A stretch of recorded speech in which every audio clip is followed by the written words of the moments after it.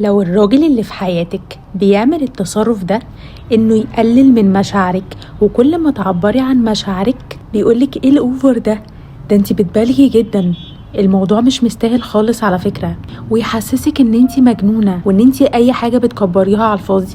تعالى اقولك ازاي تتصرفي معاه ب3 حيل نفسية. اختاري واحدة منهم. الحيلة الاولى ان انتي هتاخدي الموضوع لصالحك، يعني بدل ما تاخدي كلامه بشكل سلبي هتوضحي له ان ده كلام ايجابي جدا وان انت شفتيه بشكل حلو قوي. ساعتها هيكره التصرف ده وهيبطل يعمله تاني، لانه هيشوف ان هو بيفيدك جدا وان انت بتحبي التصرف ده فهيبعد عنه. يعني مثلا لما يقولك انت بتبالغي قوي، الموضوع مش مستاهل، قولي له بجد انت بتخاف على زعلي قوي كده؟ يعني للدرجه دي مش حابب ان انت تشوفني زعلانه؟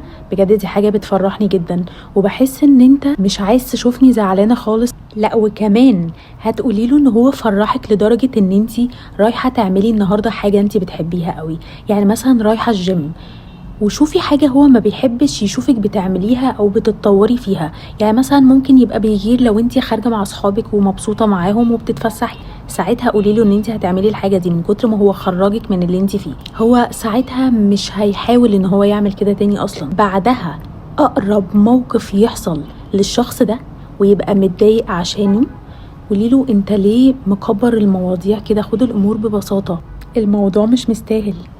الحيلة رقم 2 هو ان انتي تجيبي موقف معاكس وما تخليهوش يشاركك فيه.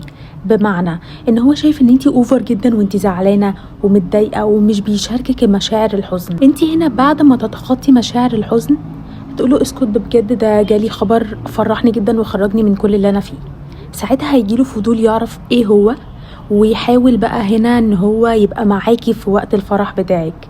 ساعتها اوعي تشاركي اي حاجة، قوليله لا لا لا مش هينفع اقولك دلوقتي، انا حاساك ان انت دلوقتي مكتئب كده وعامل جو نكد كده فبلاش دلوقتي، وطلعيه ان هو اللي عامل لك جو كئيب وانت فرحانه عندك خبر مفرح. وده يودينا يا حبيبتي للحيله رقم 3 ان احنا هنقلب الترابيزه عليه. يعني بدل ما هو يقولك ايه الكآبه دي، بجد انت مبالغه جدا، ساعتها قولي له ايوه صح انت حاسس بجو كآبه كده صح، طب انت كويس؟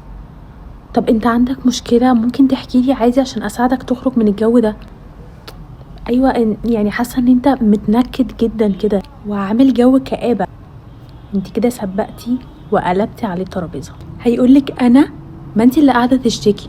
قولي له فين ده انا قاعده من بدري جدا حاسه بجو مش حلو خالص وعماله بتفق مع صحابي اصلا على خروجه عشان انزل من الجو ده.